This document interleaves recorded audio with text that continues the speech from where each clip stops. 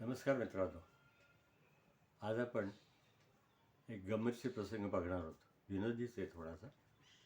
नाव आहे रिझल्ट. आज मुलाचा रिझल्ट होता. तो खुशीत होता. निकाल चांगलाच लागणार याची त्याला खात्री होती. तो प्रगती पुस्तक घेऊन ते नाचवतच घरी आला. काय चिरंजीव, यावर्षी तरी पुढील वर्गात गेलात का, की पुन्हा वारी? यावर्षी शिकवणी आईची होती ना, बघूया काय उजेड पाडलाय तो. मी म्हणालो, बाबा काळजीच करू नका, एकदम मस्त मार्क मिळाले. जसं आईनं शिकवलं ना, अगदी तसंच मी सगळंच्या सगळं पेपरात उतरवले. आता उजेड काय पाडलाय असं का म्हणता बाबा? माझ्या या मार्कांमुळे माझ्याभोवती एक वलयच दिसते असं म्हणावं लागेल तुम्हाला. हे बघा, मराठीत 70, इतिहासात 80 आणि गणितात 90 मार्क मिळालेत बाबा. बघू बघू प्रगती पुस्तक. अरे गधड्या, मराठीत 7, इतिहासात 8 आणि गणितात 9 मार्क मिळालेत तुला. बाबा तुम्ही पण वाचताना चुकता आहात.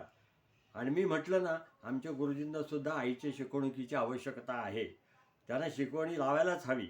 त्यांनी 70, 80, 90 हे आकडे नीट लिहिता त्यांना आलेले नाही आहेत बाबा.